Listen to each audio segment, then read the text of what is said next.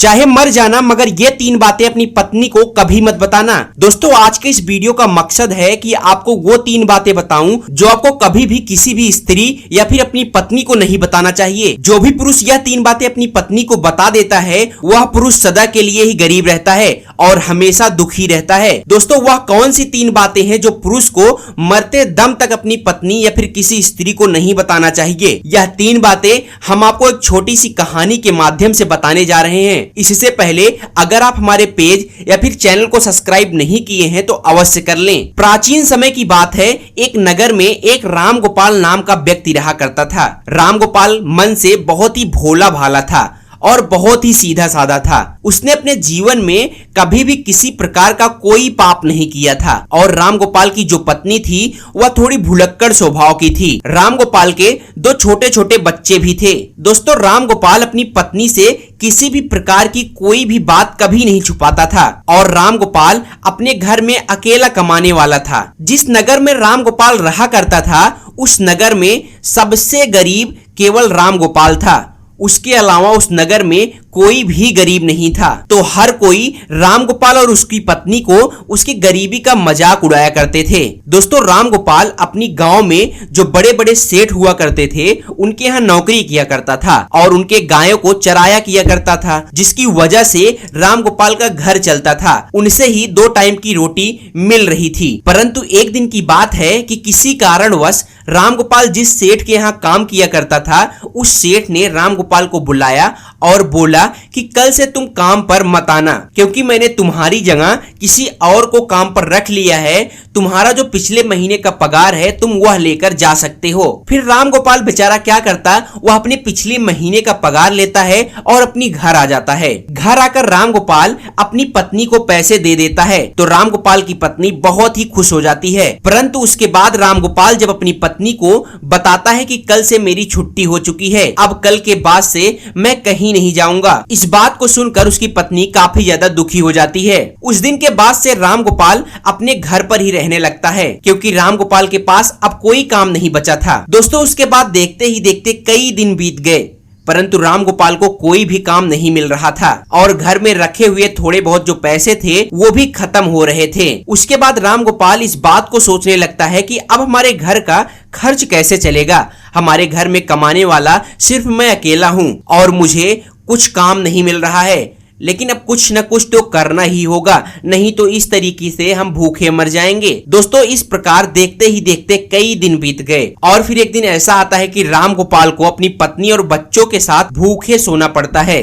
और फिर जैसे ही दूसरे दिन सवेरा हुआ तो राम गोपाल घर से थोड़ी दूर एक जंगल में लकड़ियां काटने के लिए चला जाता है। राम गोपाल जैसे ही जंगल में लकड़ियां काटने के लिए जाता है तो राम गोपाल को एक संत दिखाई देते हैं। जैसे ही राम गोपाल को वह संत दिखाई देते हैं तो वह संत के नजदीक जाता है। राम गोपाल उस विद्वान संत को प्रणाम करता है और प्रणाम करने के बाद उनकी पैरों में गिर जाता है और कहता है कि हे गुरुदेव, मेरे घर में खाने पीने के लिए दाना पानी नहीं है, मेरी बीबी और बच्चे भूखे मर रहे हैं, मेरे ऊपर कृपा करिए, मुझे कुछ ऐसा सुझाव दें जिसकी वजह से मेरा घर ठीक ठाक तरीके से चलने लगे। दोस्तों, इस प्रकार विनती करने के बाद वह संत राम गोपाल की ओर देखता है और संत राम गोपाल की ओर देखकर यह पता करता है कि वह बहुत ही सीधा और भोला इंसान है। उसने अपने जीवन में आज तक कोई भी पाप नहीं किया है। उसके स्वभाव को देखकर वह विद्वान साधु राम गोपाल से कहते हैं कि राम गोपाल, मैं तुम्हें आज ऐसे एक पेड़ के बारे में बताने वाला हूँ। अगर उस पेड़ के नजदीक जाकर तुम उस पेड़ से जो कुछ भी मांगोगे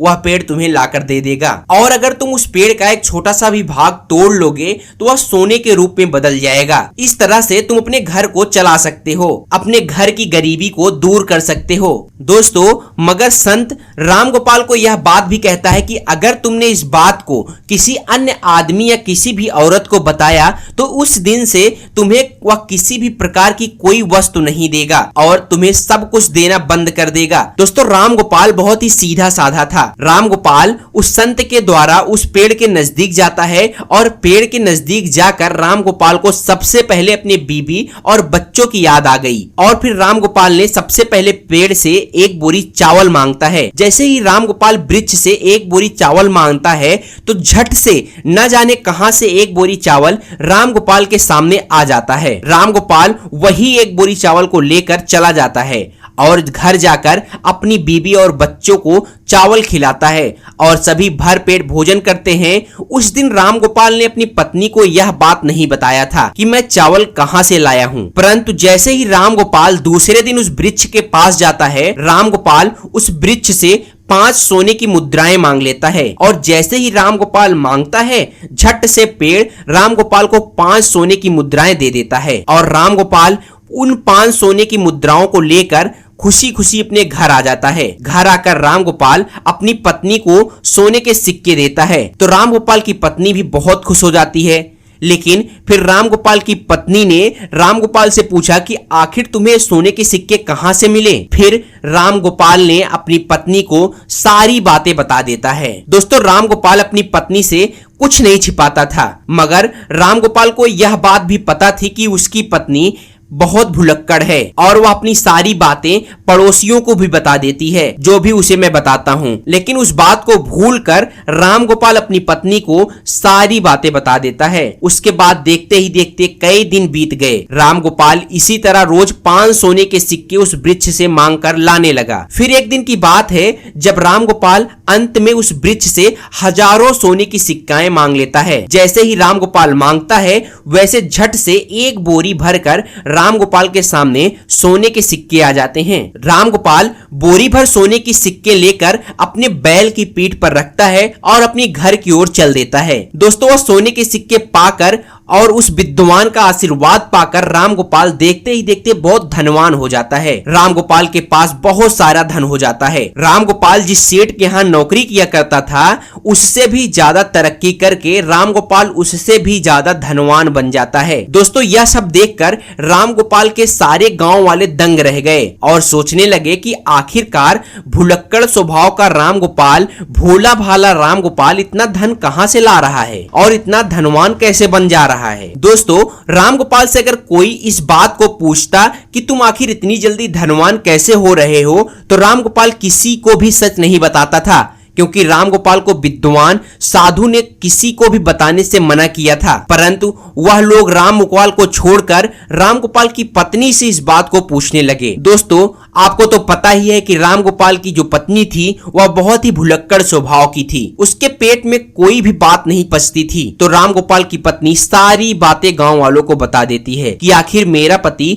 धन कहां से लाता है। तो राम गोपाल की पत्नी सारी बातें उनको बता देती है और देखते ही देखते राम गोपाल जब एक दिन फिर से उस वृक्ष के पास धन मांगने के लिए जाता है, तो वृक्ष राम गोपाल को कोई धन नहीं देता है। राम गोपाल कई बार उस पेड़ से मांगता है, मगर राम गोपाल के मांगने पर भी वृक्ष राम गोपाल को कुछ नहीं देता है। दोस्तों, फिर राम गोपाल अपने घर चला आता है और इस चीज के बारे में वह ज्यादा नहीं सोचता है। मगर जब राम गोपाल दूसरे दिन फिर से वृक्ष के पास जाता है, तो कई घंटों तक उस वृक्ष से मांगता ही रहता है, मगर उसे कुछ भी प्राप्त नहीं होता है।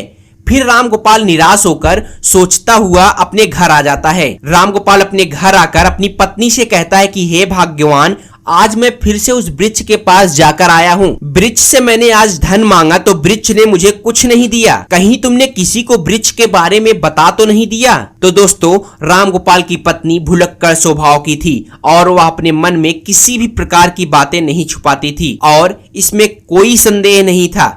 राम गोपाल की पत्नी राम गोपाल से कहती है कि पति जी, जब मुझसे गांव वालों ने पूछा कि इतना सारा धन कहां से आ रहा है तुम्हारे पास, तो मैंने उन्हें सारी बातें बता दी। दोस्तों, राम गोपाल अपनी पत्नी के मुंह से यह बात सुनकर समझ जाता है, हो ना हो ये सारी करतूत मेरी बीबी की ही है। उसके बाद राम गोपाल अपनी पत्नी को बहुत डांटता है और फिर इस तरह से कई महीने बीत जाते हैं। राम गोपाल के पास जो धन था वह भी धीरे धीरे खर्च हो जाता है और देखते ही देखते रामगोपाल फिर से अमीर से गरीब होने लगता है और फिर से रामगोपाल की वही स्थिति हो जाती है जो पहले से थी। रामगोपाल के घर में खाने के लिए दाना तक नहीं बचता है। दोस्तों फिर से रामगोपाल की पत्नी और रामगोपाल अपने बच्चों के साथ भूखे सो जाता है। तब रामगोपाल अपनी पत्नी को कोसने लगता है और अपनी पत्नी से कहता है कि भुलक्कड़, ये सब तुम्हारी वजह से हो रहा है। अगर मैं तुम्हें वो बात नहीं बताता तो आज ये दिन मुझे नहीं देखना पड़ता, मगर अब बहुत लेट हो चुका है। दोस्तों फिर एक दिन रामगोपाल उस संत को ढूंढने के लिए जंगल में जाता है, मगर रामगोपाल को वह संत पूरे वन में, पूरे जंगल में कहीं नहीं मिलता है। रामगोपाल को ढूंढते ढूंढते कई घंटे बीत जाते हैं और फिर कई घंटे बीतने के बाद रामगोपाल को वह संत आखिरकार मिल ही जाते हैं। संत मिलते ही रामगोपाल उनकी चरणों में गिरकर रोने लगता है और गिड़गिड़ाने लगता है।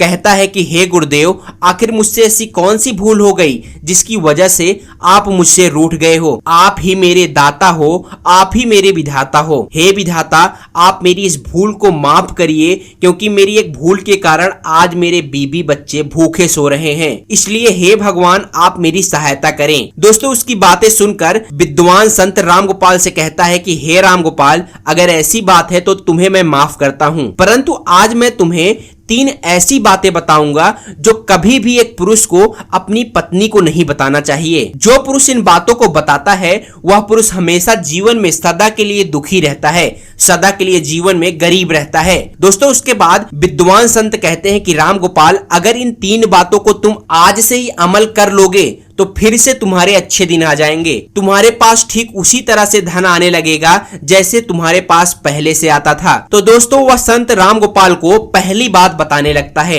और कहता है कि सबसे पहली बात यह है कि कभी भी किसी पुरुष को अपनी पत्नी को अपनी कमाई का जरिया नहीं बताना चाहिए, क्योंकि अगर आप अपने कमाई का जरिया बता देते हैं और अपनी कमाई के बारे में बता देते हैं तो उससे कमाया हुआ धन बहुत जल्दी खर्च हो जाता है, अर्थात धन बिल्कुल भी बचता नहीं है। और साथ ही साथ आपकी पत्नी अपने मायके के जरिए पूरे गांव में ढिढोरा पीट देती है और अपनी बड़ाई समझकर, अपनी तारीफ समझकर लोगों को बता देती है, जिससे आपका ही मान हानि होता है। दोस्तों जिस प्रकार से रामगोपाल की पत्नी ने गांव के अन्य लोगों को कमाई का जरिया बताया था, ठीक उसी प्रकार किसी भी पुरुष को अपनी कमाई का जरिया अपनी पत्नी को कभी नहीं बताना चाहिए। दोस्तों दूसरी बात, किसी भी पुरुष को अपनी पत्नी को अपनी कमजोरी नहीं बतानी चाहिए, क्योंकि जो पुरुष अपनी पत्नी को अपनी कमजोरी बताता है वह खुद फंस जाता है। क्योंकि अगर आप अपनी पत्नी को अपनी कमजोरी बताते हैं तो वह बार बार आपकी कमजोरी को पकड़ लेगी